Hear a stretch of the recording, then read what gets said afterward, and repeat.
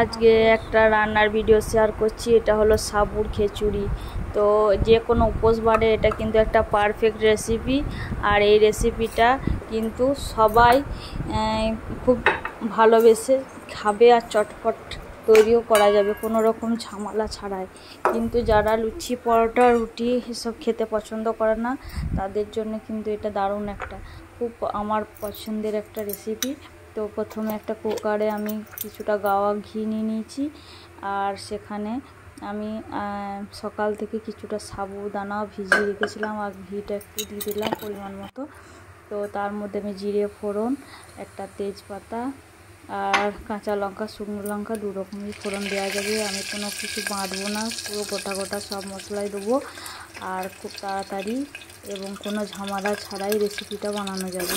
তো এখানে আমি ডুমো করে আলু, টমেটো, ক্যাপসিকাম, গাজর সব কিছুই দিয়ে দিলাম। যা যা সবজি থাকে মোটামুটি দেওয়া যাবে। তো আমি এগুলো একটু মিডিয়াম চুলোয় হিটে নুন দিয়ে একটু নাড়াচাড়া করে নিলাম। তার সাথে আমি অ্যাড করে দেবো একটু মুগ ডালটা একটু জাস্ট ধুয়ে নিয়ে জলটা ফেলে দিয়ে পরিষ্কার করে তাতে আমি অ্যাড করে কিছুটা নাড়াচাড়া করে নেবো। করে নেওয়ার পরে বেশ কিছুক্ষণ একটু নাড়বো, মানে ভাজা অবধি। তো এই দেখো মুগ ডালটা আমি ধুয়ে তারপরে আমি এর মধ্যে অ্যাড করে দেবো। এবার বেশ কিছুক্ষণ নাড়ার পরে একটু বসা বসা হয়ে যাবে, তখন কিন্তু আমি জল দিয়ে সেদ্ধ করে নেবো। কুকারের ঢাকনা লাগিয়ে লম্বা লম্বা করে 3টে সিটি মেরে নেবো। তো সেদ্ধ হয়ে যাওয়ার পরে আমি সাবুটা অ্যাড করব। তো এখানে আমার নাড়াচাড়া চলছে। তো এইভাবে বেশ একটু কিছুক্ষণ কম হিটে এটাকে বেশ একটু কিছুক্ষণ নাড়াচাড়া করার পরে আমি জল দেবো একটু বেশ। তারপরে কিন্তু আমি আদাটাও কিন্তু একটু ক্রাশ করে নিয়েছি, একটু কেটে ধুয়ে নিয়েছি, আমি কিন্তু বাটি না। তো আদাটাও আমি থেতলান অবস্থায় দিলাম। বেশ কিছুক্ষণ নেড়ে চেড়ে একটু হলুদ, একটু জিরে, ধনে সমস্ত পাউডারও দেওয়া যাবে, না দিলেও হবে।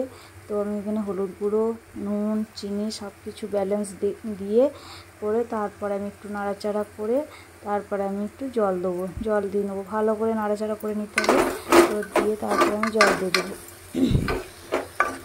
তো এইভাবে একটু বসা বসা হচ্ছে, ডালটা যেহেতু ভিজিয়ে দিয়েছি সেই জন্য একটু বসা বসা হচ্ছে। এরপরে আমার সমস্ত কিছু ভালো করে নাড়াচাড়া করে নিয়ে আমি জল দিয়ে দিলাম। জল দেওয়ার পরে আমি কিন্তু একদম ফুল হিটে 3টে সিটি মারবো। মুগ ডালটা যেন খুব গলে না যায়, বেশ একটু দানা দানা থাকবে, সেই অবস্থায় আমাকে না মানে মুগ ডালটা সেরকম সেদ্ধ করতে হবে। মানে ফুল হিটে 3টে সিটি মারলেই কিন্তু মুগ ডালটা সেদ্ধ হয়ে যাবে।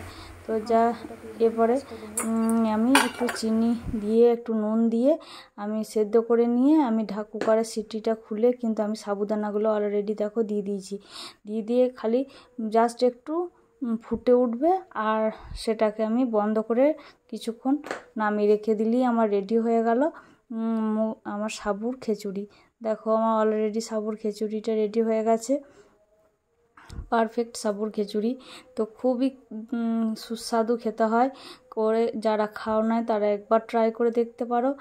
তো আমার তো খুব ভালো লাগে। আর যে কোনো উপোস বারে এটা অবশ্যই খাওয়া যাবে, একদম কোনো রকম ঝামেলা ঝঞ্ঝাট ছাড়াই, একদম এক পাকে রান্না বললেই চলে। তো ধন্যবাদ। আজকের মতো ভিডিওটা এখানেই, চলে আসবো নেক্সট কোনো ব্লগ ভিডিও নিয়ে। তো থ্যাংকস ফর ওয়াচিং।